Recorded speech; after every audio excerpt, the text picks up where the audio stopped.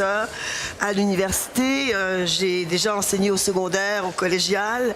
Maintenant, j'enseigne tout le temps, en fait, et surtout parce que j'apprends tout le temps.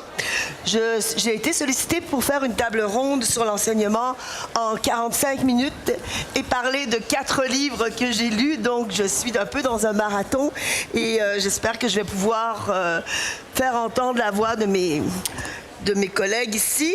Alors, je vais dire, ces 4 livres m'ont fait à la fois du bien et du mal. En tout cas, j'ai eu un rapport très dans l'affect avec ces textes et pour cela, je vous en remercie. Donc, l'actualité nous donne 4 livres qui parlent d'une façon ou d'une autre de l'éducation, de l'enseignement.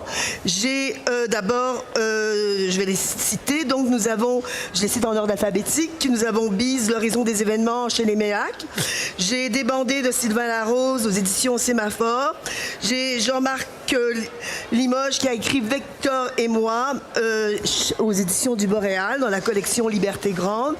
Et j'ai Eftia Mirelakis qui a écrit J'enseigne depuis toujours en compagnie de quelques autres collègues. Pour les essais, alors je vais parler d'abord des 2 essais, juste pour que tout le monde soit au même niveau. Eftia, tu fais une espèce, je me permets de te tutoyer parce qu'on se connaît et on est grec.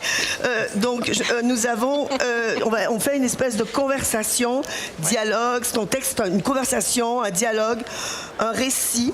En fait, tu pratiques un genre essai hybride, mais quand même, c'est très important pour toi la discussion, le dialogue socratique, faire parler l'autre pour que l'autre puisse dire ce qu'il sait et qu'il ne sait pas qu'il sait. Et ton livre s'oppose beaucoup à la néolibéralisation de l'enseignement, aux techniques d'enseignement aussi, et à la technicité dans l'enseignement. En fait, je vais dire que le livre tourne autour de la question de la transmission, de la passation des savoirs. Et ton livre pose la question comment transmettre, mais aussi quoi transmettre. Qu'est-ce qu'on peut transmettre? Cette question du quoi transmettre, on la voit aussi dans l'essai de Jean-Marc Limoges, très tonifiant, et qui a été paru dans Liberté Grande, qui s'intitule Victor et moi. Alors déjà, le titre est très personnel. Victor, c'est Victor Hugo, et vous, c'est déjà bien, 2 grands écrivains. Et Victor, Hugo se plaint déjà au 19e siècle des professeurs qui tuent l'enseignement. Et la question quoi transmettre, vous semblez nous dire que ce qu'il faut transmettre, c'est la passion d'apprendre et la passion de lire. C'est pas nécessairement l'objet. Il n'y a pas nécessairement d'objet de savoir. Il faut transmettre le désir de savoir. Et vous parlez même d'une érotisation du désir en étant bien sûr polémique, je vous entends bien. Donc, on choisirait les professeurs ça, c'est très intéressant ce que vous dites, dans les institutions de savoir, en quelque sorte sur leur non-désir de transmettre, vous allez jusque-là, sur leur non-ferveur. Donc, pour avoir un poste, il faut montrer un certain calme plat. Ça m'a rappelé un peu Gilles de Nathanaël, je t'enseignerai la ferveur. C'est de ça dont il est question dans votre livre. Et je vous dis aussi, votre texte montre une écriture qui affirme quelque chose de suranné, comme l'emploi du subjonctif imparfait. Et puis, vous aimez beaucoup la question du style. Pour vous, je pense qu'enseigner quelque chose, c'est enseigner le style. On va revenir. J'arrive maintenant à vous. Sylvain Larose vous offrez un livre très bizarre, je dois le dire. J'ai pas su tout le long ce que si vous me preniez en bateau, j'ai adoré ma place de lectrice parce que des fois, j'étais absolument contre votre Éric, qui, lui, est un enseignant au secondaire, qui applique les vieilles méthodes, qui rentre dans la classe en brutalisant et terrorisant tout le monde. Mais en même temps, il essaye, malgré tout, de donner une forme à ces êtres informes, mous, qui sont devant lui. Alors, il y a des moments où je me suis dit, peut-être qu'il a raison.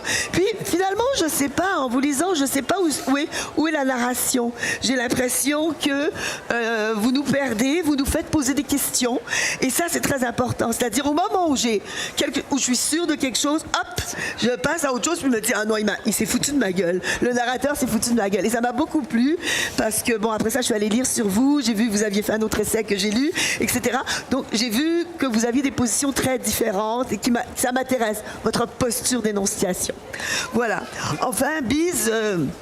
Dans votre livre, on retrouve le milieu de l'éducation que vous aviez déjà dépeint dans La chaleur des mammifères. Vous aviez parlé de, je pense que c'était René Mackay, c'était ça son nom? Oui, René Mackay, oui. Mackay, bon, parfait. Et ici, je pense, le narrateur s'appelle Achille Santerre. Donc, c'est votre livre, c'est L'horizon des événements. Il est professeur à la même université que René Mackay. Et il est le personnage principal qui vit une crise existentielle après un divorce, une crise décuplée par les changements que connaît l'université telle que vous la dépeignez. Comme vous la dépeignez, l'université ressemble à un cirque de rectitude morale de la gauche. Et votre texte est méchant, cynique. Je ne dis pas ça de façon péjorative. Hein. Vous m'avez fait bien rire parce que j'aimerais que mes collègues soient comme vous les décriviez. Je m'amuserais davantage parce qu'ils sont... vous êtes des personnages. Ce que vous faites, c'est vous faites plus grande nature quand même. Ils sont beaucoup plus ennuyeux que ça. Hein? Mais les gens ennuyeux n'ont pas d'histoire. Oui, exactement. Mais vous écrivez une satire. Hein? Oui. Et vous réclamez de Louis-Ferdinand Céline. Alors, je pense qu'il y a beaucoup d'intertextualité dans votre texte, même si c'est très évident, mais souvent, vous pensez comme Céline, puis vous critiquez Céline. À la fin, on ne sait pas non plus s'il faut enseigner les pamphlets de Céline. Le professeur est vraiment vertement tensé parce qu'il a enseigné les pamphlets de Céline, mais en même temps, vous dites c'est peut-être pas le moment, mais on doit réfléchir à ça. C'est ce que le texte dit. Enfin, j'ai un peu trouvé comme chez La Rose, des moments où je ne sais pas quoi penser. Hein? Et ça m'a... Mais en même temps, vous restez... Le personnage reste un grand admirateur de Céline et qui lui aussi va parler de la question du style. Alors, j'ai envie de poser, je la pose pas tout de suite cette question, mais est-ce que le style, c'est quelque chose qui résiste à tout? Mais je pose pas cette question tout de suite. Est-ce que je suis désolée, mon tour est nécessairement injuste. Je vais beaucoup trop vite. Mais j'essaye de dire qui vous êtes. Je vais commencer par une première question, puisqu'il faut commencer, et vous allez y répondre un peu comme vous voulez. Vos livres partent d'un constat de changement dans l'enseignement que l'époque a suscité ou a inventé et que les institutions ont décidé de prendre en main et que des groupes aussi ont décidé d'avancer, de faire avancer. Il faut faire avancer ces changements d'une certaine façon. Alors, ma question c'est, quel changement avons-nous fait ou devons-nous faire dans l'enseignement à l'heure actuelle? Sommes-nous en train de rater un bateau? C'est un peu la question que vous posez. Et comment sortir? Alors là, je vais le dire comme ça. Comment sortir? Parce qu'il y a d'un certain cynisme. C'est-à-dire, comment sortir de tout va mal et puis tout le monde a tort et on a l'impression parfois que vos livres sont très pessimistes. Mais je ne pense pas ça. Parce que moi, je crois que quand on fait un peu de la littérature, il y a toujours l'espoir. Mais alors, je vous écoute, je me tais et j'apprends. Voilà. Qui veut commencer? Allez-y, Sylvain. En fait, je ne suis pas tout à fait d'accord en disant que tout va mal, que le système d'éducation ne fonctionne pas très bien. En fait, on doit comprendre que ça dépend de pour qui, en fait. Pour les élites qui veulent peut-être pas changer le système d'éducation, il va très bien, en fait. Donc, il faut faire attention quand on dit ce genre de choses-là. Et nos élites ne veulent peut-être pas changer l'éducation parce qu'elle fait leur affaire. Je vous rappelle qu'on peut se payer des écoles privées, certaines très, très chères, et avoir 4 élèves dans une classe. C'est pas la même chose qu'en avoir 35 dans le système public. Donc, est-ce que nos élites veulent vraiment changer le système d'éducation? Je pense pas. En fait, je suis convaincu que non. Puis après ça, il y a le fonctionnement du système d'éducation au secondaire, au primaire. Ce n'est pas démocratique. On peut parler de la démocratie pendant 1000 heures, mais en bout de ligne, je veux dire, si l'école n'est pas démocratique, on parle dans le vide. Et c'est ça le problème, là. Donc, mais, et je répète, est-ce que nos élites veulent installer une démocratie dans nos écoles pour que les gens deviennent et puissent interagir dans un système démocratique? Moi, je pense que la réponse à ça, c'est non. Et c'est ce qui se passe, en fait. Donc, vous voyez ce que vous êtes en train de dire, c'est l'école à 2 vitesses, etc. L'école à 3 vitesses. 3 vitesses. Ouais, l'école publique, le primaire et les programmes spéciaux. D'accord. Tout à fait. Parfait. Est-ce que quelqu'un d'autre veut enchaîner sur la question du changement? Ben oui. Et des changements nécessaires. Oui, des changements nécessaires. En fait, moi, j'ai toujours trouvé que j'étais un peu décalée par rapport au système éducatif. Je suis donc enfant de la loi 101. J'ai appris le français à l'école, mais je ne suis pas allée à l'école comme les autres enfants à l'école québécoise. Je suis allée à l'école trilingue où j'apprenais le programme du ministère de l'Éducation du Québec, en même temps que le programme du ministère de l'Éducation de la Grèce. Et on avait aussi des cours d'anglais à tous les jours, enseignés par des gens qui parlaient vraiment anglais. Et par la suite, au secondaire, je ne suis pas allée au secondaire public québécois, je suis allée au lycée français parce qu'une de mes copines à l'école primaire, que j'adorais énormément, mais que je détestais énormément aussi, elle m'avait dit « Mais va pas à l'école publique, viens avec moi au collège Stanislas. » Puis moi, j'étais comme « Ah, mais c'est quoi ça, le collège Stanislas? On a 11 ans, on connaît rien. » Donc, j'ai fait le test pour rentrer, j'ai été acceptée, je suis allée là. Je ne savais pas combien ça coûtait, mes parents non plus d'ailleurs. Et à 14 ans, j'ai été appelée par le directeur de l'école qui m'avait dit, bien, écoutez, vos frais de scolarité sont en souffrance parce que vos parents ne peuvent plus payer les frais de scolarité, vous allez être renvoyés de l'école. Et donc, j'ai dû par la suite, à travers mes amis qui m'ont beaucoup aidé, les parents m'ont aidé, payer mes frais de scolarité par moi-même. Puis après ça, je suis allée à McGill étudier la littérature française et maintenant, je suis professeure de littérature au Manitoba. Donc, vous voyez, mon parcours est un peu atypique. Je me suis située dans un système qui est extrêmement différent, j'ai l'impression, que mes collègues ou mes amis autour de moi. Mais plus j'y pense et plus j'en parle avec mes amis, plus j'ai l'impression que finalement, on a tous un peu été instruits par un système qui est décalé par rapport à nous. Et donc, qu'est-ce qu'on devrait changer du système? Bien, je ne pense pas qu'on peut savoir qu'est-ce qu'on devrait changer jusqu'au moment où on se met à se raconter c'est quoi notre éducation. Il faut se raconter c'est quoi notre éducation. Il faut se raconter c'est quoi notre éducation, pas par le discours public qui est mené par les politiciens et les politiciennes, pas par ceux qui sont des technocrates, pas par ceux qui ont une langue de bois. Il faut se raconter notre éducation autrement aujourd'hui et évidemment se la raconter mal, c'est-à-dire se la raconter de façon brisée, décalée, différente et savoir comment écouter l'autre qui finalement n'a pas eu une éducation qui appartient au rêve québécois idéalisé. Moi, j'aime beaucoup l'adjectif décalé. Parce que je pense que c'est la principale qualité d'un prof, moi, d'être décalé. Comme je dis, un prof, c'est celui qui détonne ou qui déconne, ou enfin, utiliser la paronomase que vous voulez.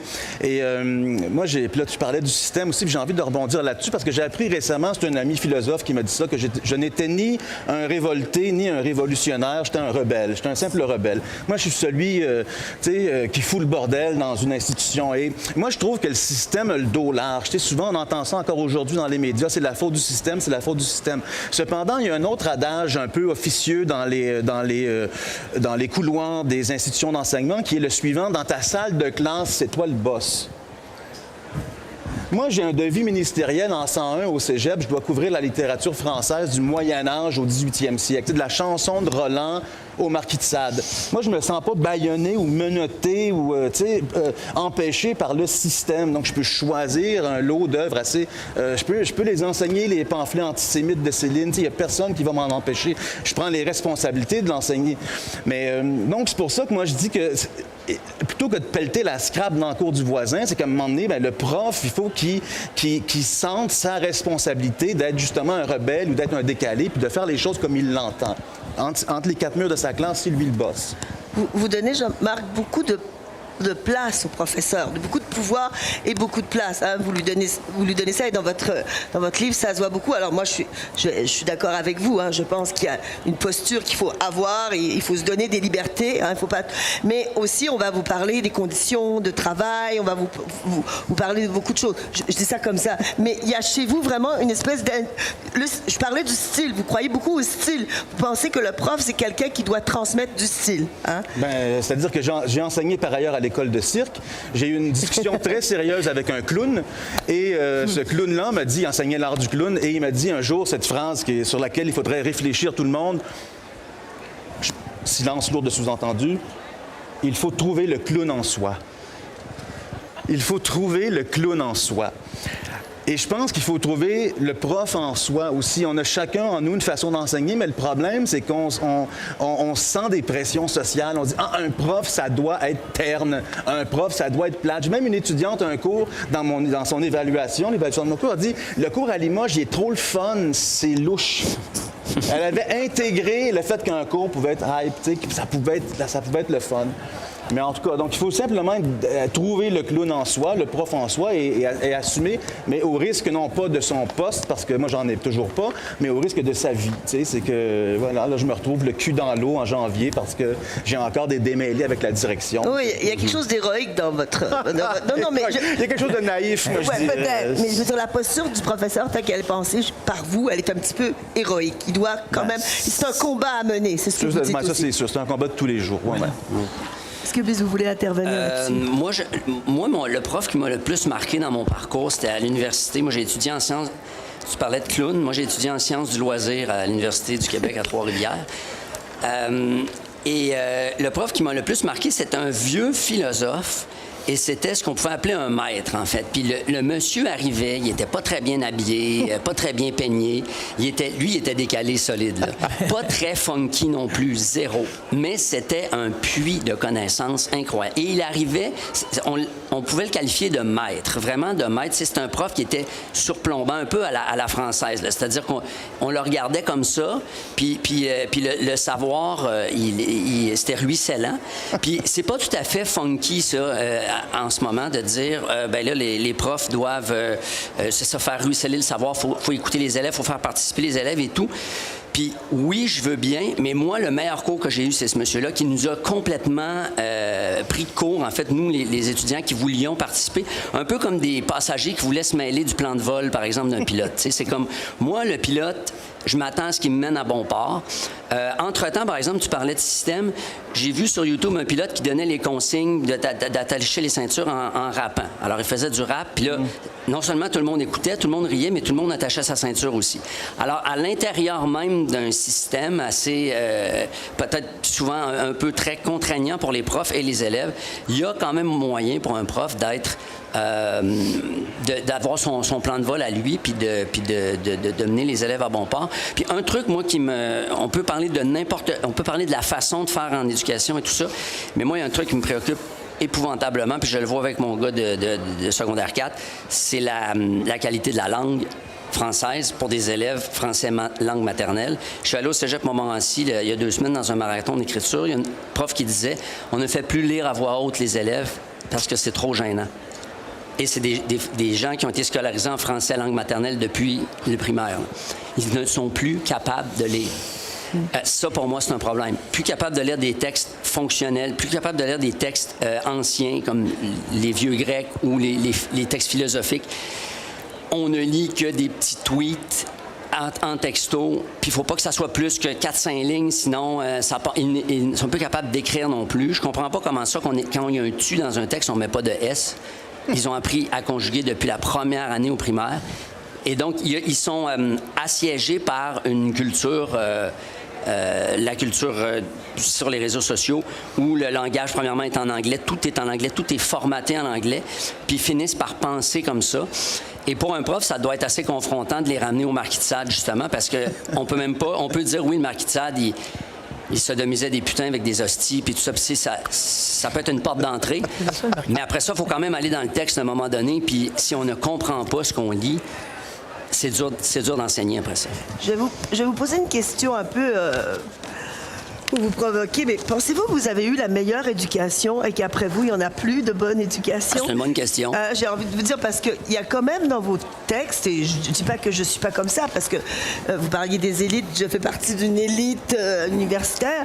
Est-ce que nous pensons que nous avons eu la meilleure éducation et qu'après nous, c'est la fin du monde? Ou est-ce que nous sommes capables de nous dire que les changements qui ont lieu en ce moment sont peut-être une bonne chose pour nos civilisations et nos cultures? Est-ce que c'est vraiment, nous sommes les derniers, puis je vais le dire de façon provocatrice, les derniers hommes.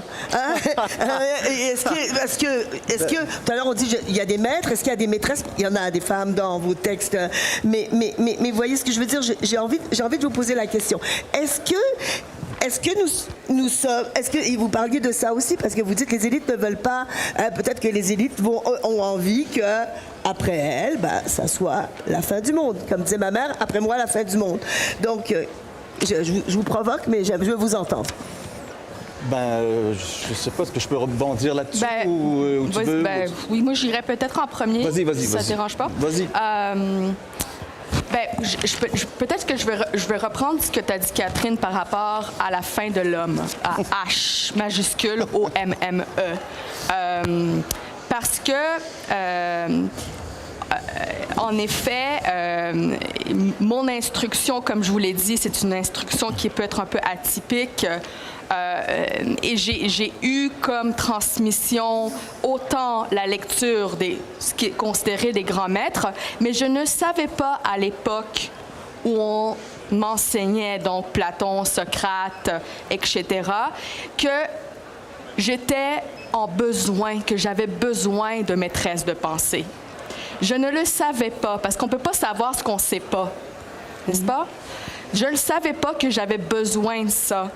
Puis, si je n'étais pas allée à l'université en littérature, probablement que je l'aurais jamais su, ce désir refoulé, ce désir qui, évidemment, crée énormément de ressentiment chez moi.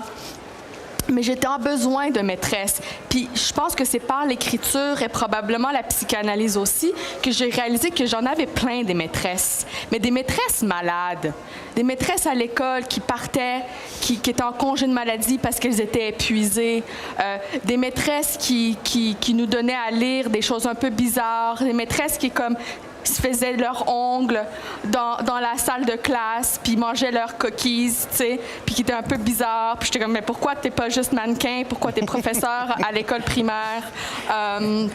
Donc, d'une certaine façon, comme je pense que mon instruction, évidemment, lycée français, école trilingue privée, McGill, professeur de littérature de l'extérieur, on peut bien penser que c'est une instruction d'élite, n'est-ce pas?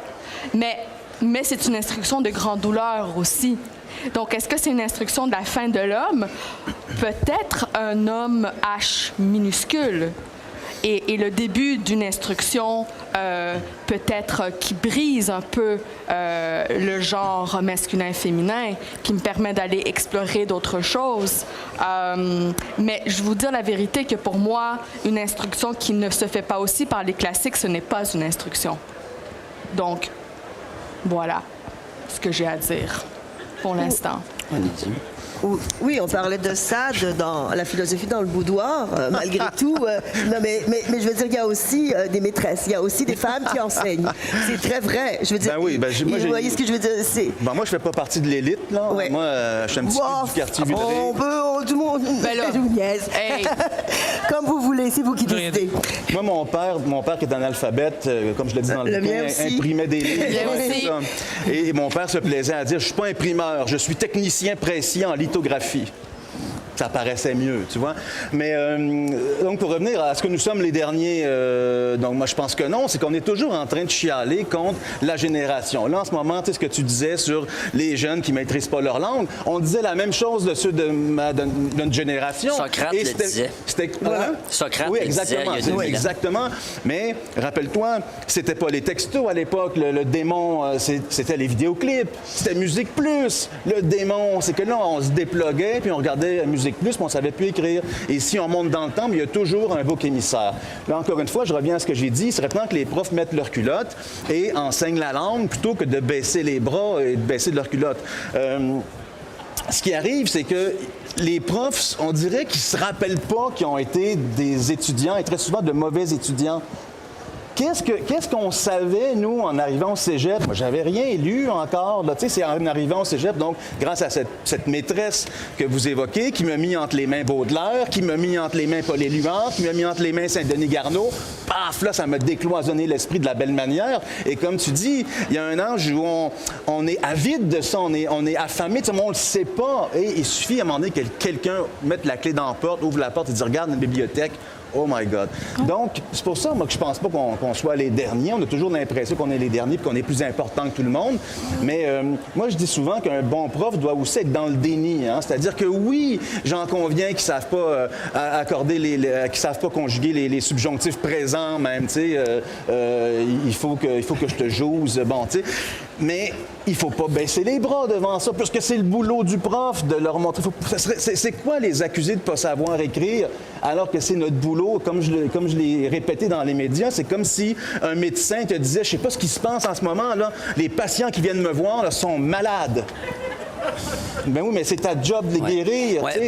Par contre, toi, tu enseignes au collège, à ce que je comprends. Oui, c'est ça. Si tu passes ton temps à leur dire qu'il faut mettre un S quand il y a tu, t'enseignes pas Baudelaire, justement. Tu sais, qu'à un moment donné, la job, elle doit être faite en amont aussi. Je comprends très bien ce que tu dis, puis c'est admirable comment tu penses, mais à un moment donné, c'est question... Jusqu'à l'université, on est obligé de dire qu'il faut mettre un S à tu. On n'avance pas dans le texte à ce moment-là. Oui, j'en conviens. Je suis d'accord avec toi. Mais c'est qu'à un moment donné, ça mène à un échec. Puis là, en ce moment, on se déchire la chemise à qui mieux en disant c'est des échecs. Mais l'échec est aussi une façon d'apprendre, bordel. Tu sais, c'est qu'à un moment donné, tu frappes un mur puis tu vas le mettre ton foutu S plutôt que de baisser la barre puis de les faire passer. Mais on a aussi, je veux juste dire aussi, on a quand même une pensée très chronologique du savoir. C'est qu'il faut savoir mettre un S avant de lire Baudelaire. Il faut peut-être se dire, je dis pas, mais peut-être Baudelaire peut nous aussi, un jour, donner envie de mettre un S. C'est-à-dire que la lecture est aussi une éducation. Mais en autant qu'on sache lire et qu'on comprenne ce qu'on lit. Mais je suis d'accord avec vous, mais je pense que quand on est prof, vous disiez il y a quelque chose d'un peu mégalomane, mais il faut se dire, ben, je vais y réussir. Je vais réussir à faire les deux ensemble. C'est-à-dire, il y a quand même une vocation qui fait que je vais leur apprendre à mettre un S et je vais leur faire lire Baudelaire ou d'autres. Hein? Vous vouliez dire quelque chose, Sylvain? Je vous empêche de parler. En fait, je vais peut-être pas me faire des amis, là, mais l'éducation, la réussite en éducation, on pourrait en parler pendant des heures. C'est quoi réussir au primaire? C'est quoi un enfant qui est au primaire et qui termine sa 6e année? C'est quoi le diplôme qu'on lui donne? C'est quoi la réussite par rapport à cet enfant-là et par rapport aux autres? Ça, c'est intéressant. Même chose au secondaire. Donc, c'est quoi la réussite? Est-ce que la maîtrise... Là, c'est là que je me fais pas d'avis. Est-ce que la maîtrise du français, savoir qu'il faut mettre un S après F, je sais pas trop, là. Est-ce que la maîtrise du français, c'est la réussite telle que la société la veut? Et ça aussi, c'est intéressant. Et telle que l'enfant le désire.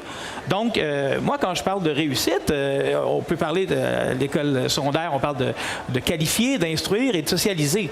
Bien, un élève qui finit sa 5e secondaire et qui est capable de socialiser, bien, pourquoi ça ne serait pas une réussite, ça aussi? Après ça, bien écrire le français. Bien oui, je ne veux pas mettre contre la vertu, mais c'est pas tout le monde qui peut maîtriser un langage, que ce soit les mathématiques, qui est un langage, ou le français. Puis je pense que quelqu'un qui ne met pas ses S en 5e secondaire, mais qui est capable de socialiser, qui est capable de se qualifier, qui est curieux, bien, pour moi, ça reste une réussite.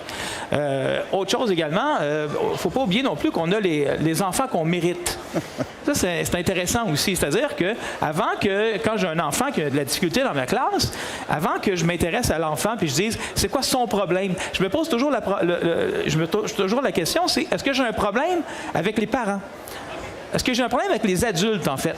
Parce que l'enfant que j'ai devant moi est en fait le fruit des adultes. Donc, avant de plonger puis de dire que c'est la faute de l'enfant, mais je me demande toujours si c'est pas la faute des adultes autour. Puis régulièrement, quand je me pose cette question-là, ben oui, c'est la faute des adultes, moi y compris, là. C'est-à-dire, on a les enfants qu'on mérite, en fait. Je vais donner la parole, mais je veux juste dire ce qui est très intéressant dans votre livre, c'est que vous, dans votre roman, hein, pas dans votre essai, mais dans votre livre, c'est que vous prenez vous nous donnez la possibilité d'être dans la tête d'un enseignant qui est très, très, très sévère. Pas du tout le discours que vous tenez là. Ce qui est intéressant, c'est comment vous arrivez à penser l'autre. Hein? Et je trouve que ça fait partie de votre pédagogie, d'une certaine façon. Votre livre, il est pédagogique parce qu'il me permet de penser à quelqu'un qui ne pense pas comme moi. Et je vous vois là en train de sortir des thèses qui ne sont pas du tout celles de vos livres. Je vous dis ça, mais je donne la parole à Eftia. Bien, c'est un peu dans la même direction, Catherine, parce que j'ai comme cette... je suis d'accord avec ce que tu dis, bien évidemment. Je suis professeure de littérature, j'aimerais bien pouvoir enseigner autre chose que la grammaire, surtout en première année à l'université, dans une province où il n'y a pas de cégep, n'est-ce pas? Bien sûr, je ne peux pas ne pas être d'accord avec toi, comme je ne peux pas ne pas être d'accord avec toi non plus. Mais en même temps, je me dis, il y a quand même un idéal de l'artiste qui doit être déconstruit. Il y a plusieurs auteurs et autrices qui écrivent très, très, très mal, qui sont dans l'échec de la langue phénoménal. Jack Kerouac, qui écrit dans un français canadien patois, qui cohabite avec l'anglais, qui est comme dans une hybridité complètement... tu sais, il dit lui-même, je suis en colère parce que je rêve en français, je crisse en français, je m'engueule en français, mais tu sais, je suis obligée d'écrire un roman après avoir commencé à écrire On the Road en français, je l'écris en anglais. Donc, il y a quand même un travail de l'artiste, de l'auteur, de l'écrivaine, de l'autrice qui se fait dans l'échec par rapport à soi, de son enfance, de la mauvaise langue finalement, et qui pour moi n'aurait pas été possible, par exemple, si j'apprenais seulement le français correctement. Et je tiens à préciser qu'on n'est pas formé par des grammairiens puis des grammairiennes. On est formé par des gens qui ont aussi leur propre défaillance linguistique. Et je tiens aussi à préciser que moi, mon tu, je l'accordais pas correctement jusqu'à temps que je sois devenue professeure de littérature. Donc, d'une certaine façon, tu sais, l'échec, je le vis à tous les jours de ma vie. Et c'est correct. C'est quelque chose que je vis aussi en thérapie, mon échec linguistique. Non, mais c'est intéressant ce que tu dis, Eftia, parce que moi, j'ai enseigné au secondaire, je leur faisais malarmer en secondaire 1. C'est pas parce qu'ils étaient meilleurs, c'est parce qu'ils ont le droit à malarmer. Puis, à l'université, je leur mets des S, des fois. Mais moi, je pense vraiment que le savoir, c'est aussi un accès. C'est-à-dire, à un moment donné, il y a des choses qui débloquent, ou il y a des choses qui se font. Alors, bien sûr, il faut apprendre la langue, bien sûr, il faut être là pour les aider.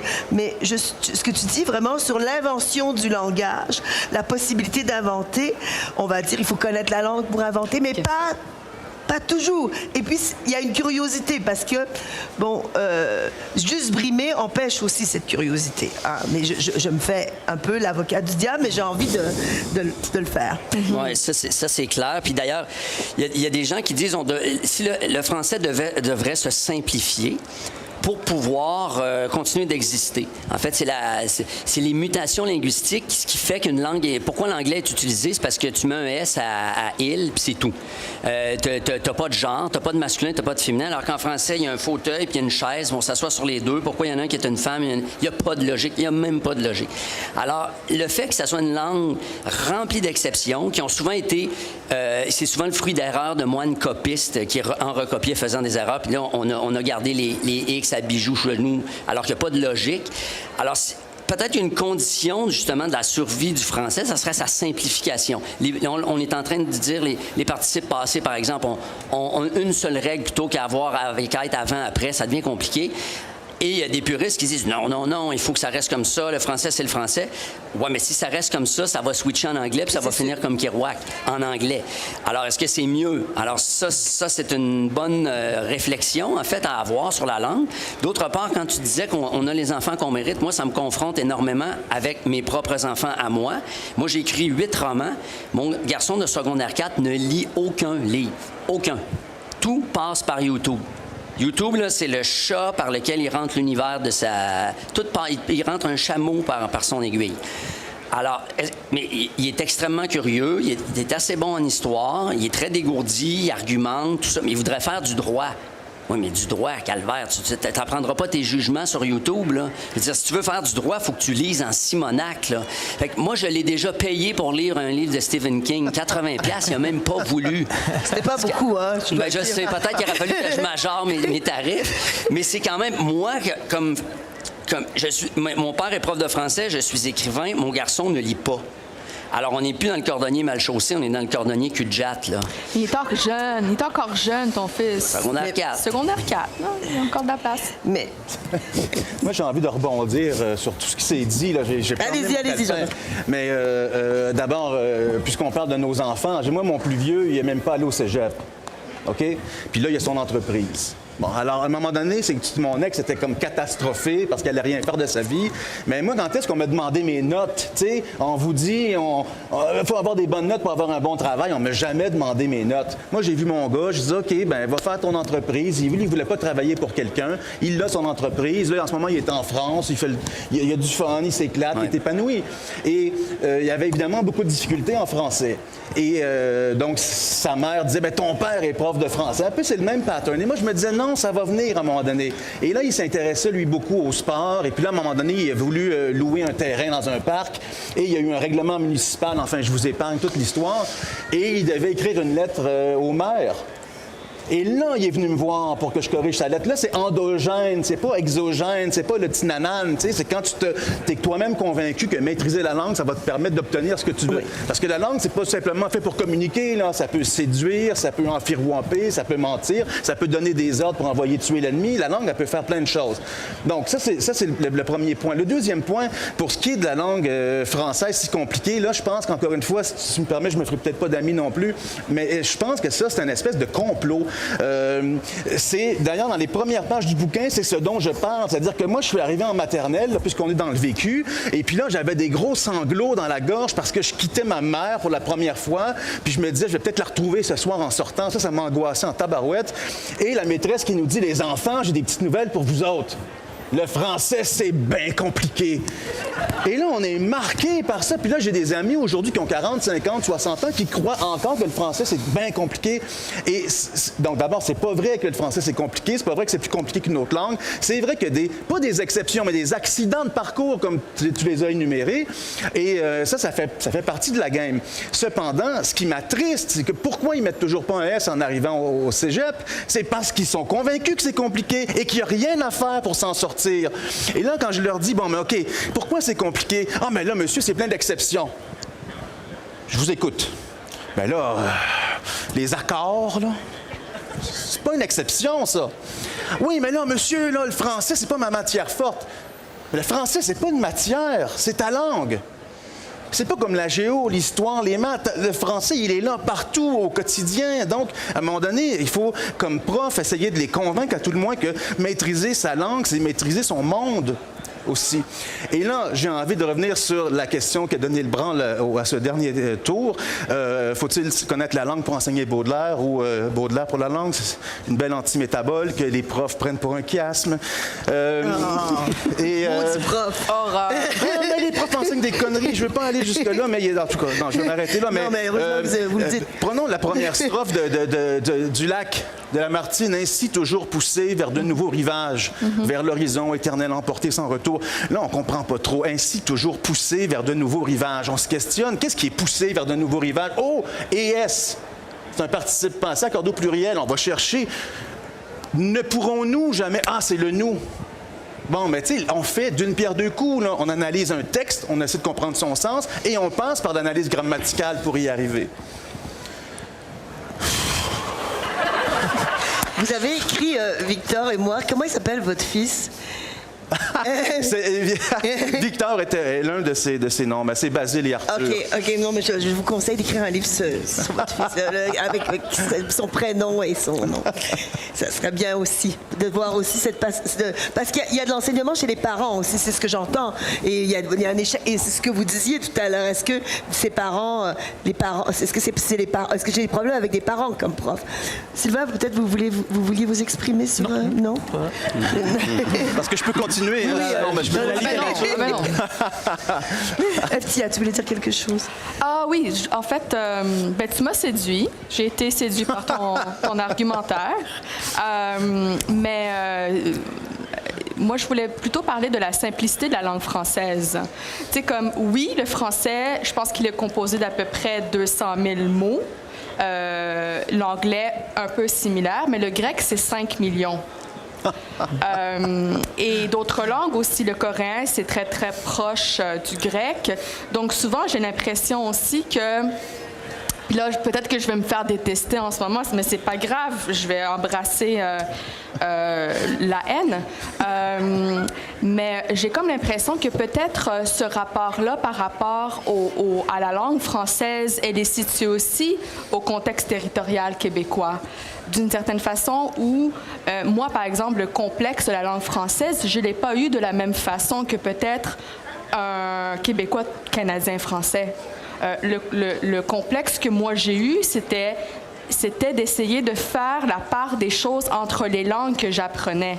C'est-à-dire de ne pas vouloir la contamination, de ne pas vouloir que la langue soit en mutation parce qu'elle allait se faire contaminer par le grec. Puis le grec ne pouvait pas appartenir à la sphère, au territoire de l'enseignement. Il fallait que ça soit à l'extérieur. Il fallait que ça soit à l'extérieur des barrières du système québécois. Et peut-être que pour quelqu'un qui est d'origine franco-québécoise ou canadienne-française, c'est peut-être différent parce que votre rapport au français, c'est par rapport au maudit français de la France, par rapport au sentiment de colonisation que vous avez à l'intérieur de vous-même encore, puis vous n'êtes pas encore capable de faire votre deuil. Tu sais? Mais moi, j'ai pas eu à faire ce deuil-là, puis moi, je m'en crisse de ce deuil-là parce que ça m'appartient pas, ce deuil-là. Donc, le complexe de la langue française qui vous appartient, pour moi, il m'appartient pas, puis j'ai pas envie qu'il m'appartienne. En fait, je le rejette. Je le rejette vraiment énormément. Puis moi, le travail que je fais dans la langue française, c'est un travail qui, justement, essaie de voir la mutation de la langue à travers la littérature, à travers l'écriture, qui est tout le temps en train de se faire et qui est peut-être, d'une certaine façon, nécessairement... Il faut qu'elle aille explorer dans toutes ces contraintes-là qu'elle ne connaît pas.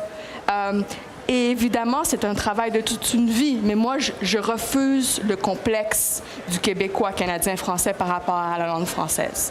Mais tu sais, au-delà du complexe, il y a quand même la réalité socio-démographique du Québec, qui est que il y a 350 millions d'anglophones autour de nous. Tout se passe à Montréal. Maintenant, sur le plateau Montréal où j'habite, tout le monde parle anglais. Les livreurs nous parlent anglais. La langue française régresse à Montréal, c'est évident. Et moi, c'est pas l'idée de dire est-ce qu'on peut écrire en franglais ou même avec le rap, par exemple. Il y a les rappeurs qui rappent en franglais. Mais c'est parce qu'à un moment donné, si Kerouac, c'est ton modèle, bien, Kerouac, c'est exactement ça. Il rêve en français, il se souvient de son parcours, puis il a une identité, mais il n'est plus capable de se nommer en français parce qu'en cours de route, il finit son livre en anglais. Alors, si c'est ça au Québec, finir comme en Louisiane, c'est correct, ça va être le parcours de l'histoire, mais faudrait qu'on en soit au moins conscient. Ça peut pas juste être les langues cohabitent comme si tout le monde était sur un pied d'égalité, comme le grec puis l'anglais, ils sont pas sur le même pied d'égalité en Amérique du Nord, clairement pas là. Je suis d'accord. Mais si je peux juste Jack Kerouac, il se nomme, il dit je suis Canadien-Français.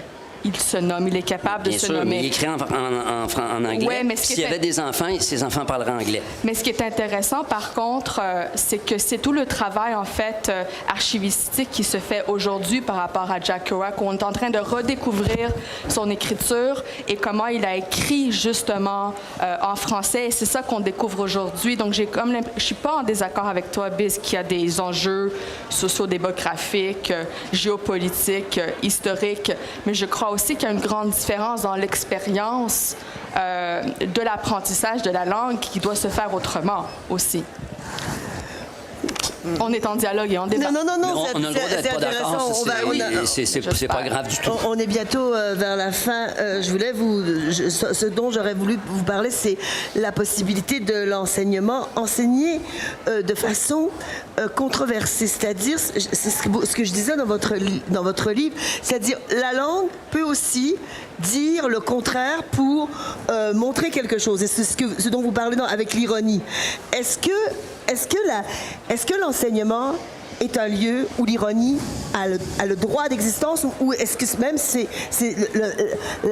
l'enseignement n'est-il pas le lieu pour l'ironie, c'est-à-dire des discours qui sont ambigus dans leur interprétation? Ben oui. Ben, je veux dire, c'est la base de l'enseignement. Moi, je leur enseigne à analyser des textes.